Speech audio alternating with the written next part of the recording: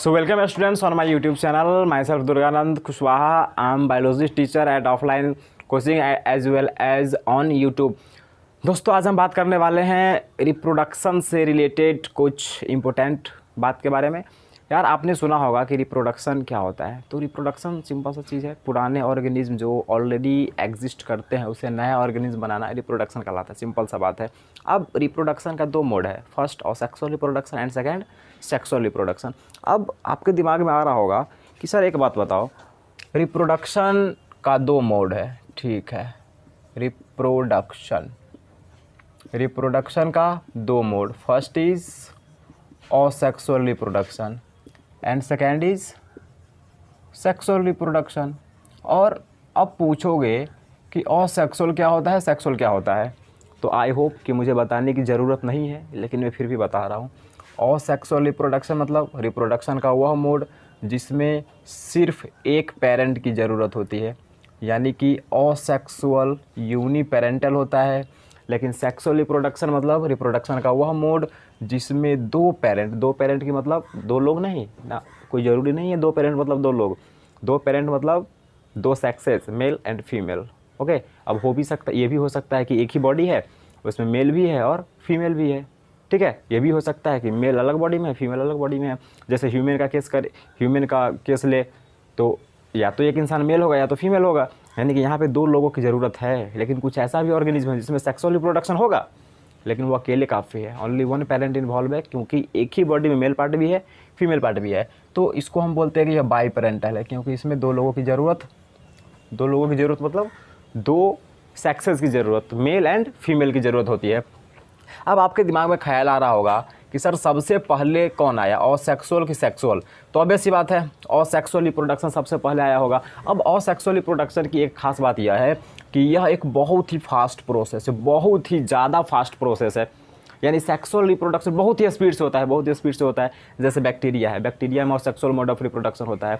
आपने घर में कभी दही जमाया होगा, उसमें क्या करते हैं हम लोग, रात में दूध लेते हैं, उसमें हल्का सा वो पहले से जमा हुआ दही डाल देते हैं, उसमें बैक्टीरिया होता है। ओके, अब भर रात में वह बैक्टीरिया इतना रिप्रोड्यूस करता है कि उस पूरे दूध को दही में कन्वर्ट कर देता है। तो आप समझ सकते हैं कि असेक्सुअल मोड ऑफ रिप्रोडक्शन कितना फास्ट होता है। तो असेक्सुअल रिप्रोडक्शन बहुत ही फास्ट होता है, लेकिन सेक्सुअल रिप्रोडक्शन एक स्लो प्रोसेस है। अब इतना भी स्लो नहीं है कि 10 साल पे एक बार होगा, कंपेरेटिवली स्लो प्रोसेस है। यानी असेक्सुअल रिप्रोडक्शन से कंपेयर करें तो सेक्सुअल रिप्रोडक्शन एक स्लो प्रोसेस है। अब अगली बात क्या है कि असेक्सुअल रिप्रोडक्शन में जो नया ऑफस्प्रिंग बनता है, जो नया बच्चे पैदा होते हैं, वह एक ही पेरेंट से बन रहा है, यानी कि उस बच्चे में एक ही पेरेंट का डीएनए आएगा। तो जो नया ऑफस्प्रिंग बनता है रिप्रोडक्शन के बाद, वह अपने पेरेंट के एग्जैक्ट सिमिलर होते हैं, exact copy, xerox, photo copy, समझ रहे हो? मतलब थोड़ा सा भी उसमें इधर उधर वाला कुछ नहीं होता है, थोड़ा सा भी वेरिएशन नहीं आता है। आपने पढ़ा होगा वेरिएशन आता है, ठीक है। हम यहाँ पे मान के चल रहे हैं कि असेक्सुअल रिप्रोडक्शन में लगभग वेरिएशन नहीं आता है, यानी कि ये वेरिएशन प्रोड्यूस नहीं करता है। याद रखिएगा इस बात को, असेक्सुअल रिप्रोडक्शन वेरिएशन प्रोड्यूस नहीं करता है, लेकिन सेक्सुअल रिप्रोडक्शन वेरिएशन प्रोड्यूस करता है। तो इससे क्या फ़र्क पड़ेगा, यहीं से अपनी कहानी चालू होती है। तो आपके मन में ख्याल आ रहा होगा कि सर एक बात बताओ, जब बहुत ही ज़माने पहले की अगर हम बात करें, जिस टाइम पे अर्थ नया बना होगा, अर्थ पर लाइफ का निर्माण हुआ होगा, तो असेक्सुअल मोड ऑफ रिप्रोडक्शन आया होगा। तब नेचर को लगा कि असेक्सुअल रिप्रोडक्शन होना चाहिए, ठीक है। फिर ऐसी क्या ज़रूरत पड़ी जिसकी वजह से नेचर को सेक्सुअल मोड ऑफ रिप्रोडक्शन बनाना पड़ा? तो इसी बात को मैं एक्सप्लेन करता हूँ। देखो, आपको पता होगा कि बहुत ज़माने पहले, जिस टाइम पर इस धरती पर कोई नहीं, मतलब उस टाइम पर सिर्फ यूनिसेलुलर ऑर्गेनिज्म थे। तो हो सकता है नेचर को ऐसा लगा होगा कि यार अभी ना अर्थ पे बहुत ही स्पीड में पॉपुलेशन बढ़ाना है, जिसकी वजह से नेचर ने रिप्रोडक्शन का एक ऐसा मोड बनाया जो बहुत ही स्पीड में जिसके लिए उन्होंने क्या किया, असेक्सुअल रिप्रोडक्शन मोड बनाया। अब असेक्सुअल रिप्रोडक्शन मोड में जैसे टाइम आगे बढ़ता गया। इसमें एक खराबी है। क्या खराबी है कि ये वेरिएशन प्रोड्यूस नहीं करता है। वेरिएशन प्रोड्यूस नहीं करता है, इसकी वजह से क्या होगा, अब भाई मान लो कि अभी कुछ दिन पहले कोविड-19 आया था। अब थोड़ा सोचिए कि पूरा इंसान सिमिलर होता, एग्जैक्ट सिमिलर, नो वेरिएशंस, तब क्या होता, तो सारे लोग मर जाते ना। एक डिजीज आया, सारे लोग खत्म, पूरा का पूरा ह्यूमन सिविलाइजेशन खत्म। तो ये वेरिएशन का फ़ायदा है। वेरिएशन का फ़ायदा यह है कि जब वेरिएशन होगा ना, तो कोई भी एक डिजीज़ सारे के सारे पॉपुलेशन को एक साथ ख़त्म नहीं कर सकता है। लेकिन और सेक्सुअल रिप्रोडक्शन में क्या होगा, जो ऑफस्प्रिंग बन रहे हैं उसमें वेरिएशंस है ही नहीं। जितना भी पॉपुलेशन है सब एक जैसा है, जिसके कारण कोई भी डिजीज़ अगर आएगा ना, तो पूरा का पूरा पॉपुलेशन ही ख़त्म हो जाएगा। अगर थोड़ा सा भी इन्वायरमेंट चेंज होगा ना, तो पूरा का पूरा पॉपुलेशन ख़त्म। जैसे मान लीजिए कि इंसान की बात करें, तो कोई इंसान जम्मू कश्मीर में पैदा हुआ, तो क्या उसको हम राजस्थान में छोड़ देंगे तो मर जाएगा? नहीं मरेगा। क्यों? उसमें वेरिएशन, वो अडेप्ट कर सकता है।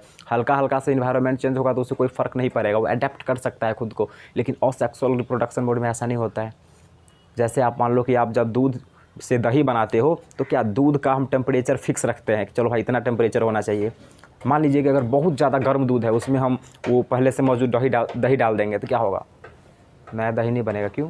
क्योंकि जब टेम्परेचर बहुत ज़्यादा रहेगा ना दूध का, तो नया ऑफस्प्रिंग नहीं बन पाएगा, क्योंकि जो पुराना बैक्टीरिया है वो मर जाएगा उसमें, क्योंकि टेम्परेचर बहुत ज़्यादा है। तो नेचर को ऐसा लगा कि यार असेक्सुअल रिप्रोडक्शन मोड में ना कुछ खराबी लग रही है, कि अगर कोई डिजीज़ आ रहा है तो पूरा का पूरा पॉपुलेशन ख़त्म हो रहा है, अगर इन्वायरमेंट चेंज हो रहा है तो पूरा का पूरा पॉपुलेशन ही ख़त्म हो रहा है। तब नेचर को लगा यार कि हमें ना रिप्रोडक्शन का ऐसा मोड बनाना चाहिए कि जब इन्वायरमेंट बदले या कोई भी एक पार्टिकुलर डिजीज़ आवे तो पूरे की पूरी पॉपुलेशन उसे ख़त्म ना हो। और इसके लिए उन्होंने एक ऐसा मोड ऑफ रिप्रोडक्शन बनाया जो वेरिएशन प्रोड्यूस करता है, और इसके लिए उन्होंने बनाया सेक्सुअल रिप्रोडक्शन। समझे आप? अरे भाई सिंपल सा समझो, मान लो कि जब कार बना होगा, सबसे पहले कार, तो क्या साइंटिस्ट लोगों ने या कार बनाने वाले इंजीनियरों ने सीधा फरारी ही बना दिया होगा या सीधा ऑडी ही बना दिया होगा? सबसे पहले लोकल फोकल कार चला होगा ना। बाइक का बात करो, राजदूत चलता था पुराने ज़माने में, अभी केटीएम, उससे भी हाई फाई।